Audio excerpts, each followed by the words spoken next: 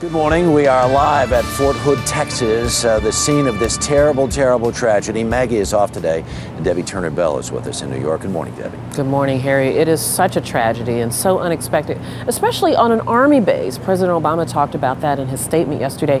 He said it's difficult enough when brave Americans die in battle overseas, but it is horrifying that they should come under fire at an Army base on American soil. This is a sad day. Harry? Indeed. Fort Hood is the largest military installation in the United States of America. 50,000 soldiers live and train here.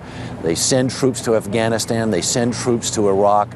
More Iraq casualties came from this one base than any other base in the entire U.S. military system.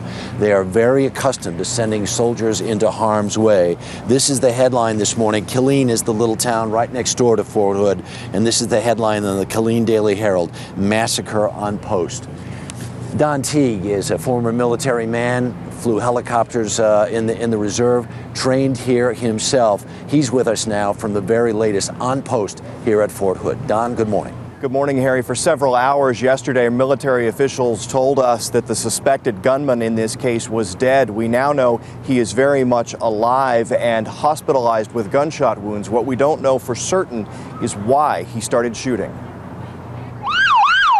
For dozens of unarmed soldiers at a Fort Hood medical processing center, it was an afternoon of horror. At about 1:30 Thursday, military officials say 39-year-old Army Major Nidal Malik Hasan walked into a waiting room and opened fire with two non-military handguns, randomly shooting soldiers in one building, then walking into an adjacent building and shooting again. The major who did it kept reloading clip after clip pretty much and just was pretty relentless. In all, 13 people were killed and at least 30 injured, a toll that could have been even higher, but for the actions of a female police officer among the first to respond to the shooting. Female officer is alive, just out of surgery and in stable condition. She is believed to be the first responder who shot the suspect. The suspect was shot at least 4 times by the officer, a civilian employed by the Department of the Army. As police and ambulances rushed to the scene, officials say soldiers, some victims themselves, tore their uniforms to make bandages to treat the wounded. We put a great investment in soldiers' first aid in taking care of each other. I'm sure this could have been much worse. In the chaos that followed the shooting rampage, authorities locked down the sprawling Army post for more than 5 hours. Normally he would call me to pick him up, but when I called back, his phone just busy. Veronica Flores heard of the shootings and couldn't reach her soldier fiancé. She drove 3 hours, hoping to find him.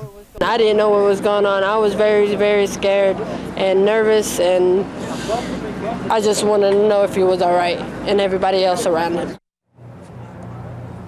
Military officials have now identified the civilian police officer who was first on the scene. Her name is Kimberly Munley. They say she's a very aggressive police officer, acted heroically in this case and saved many lives. She is seen there on the left. The FBI and Texas Rangers have now been called in to assist military authorities with their investigation. There's also, Harry, a prayer vigil for the victims later this morning in Killeen. Don Teague, thanks so much for your good reporting.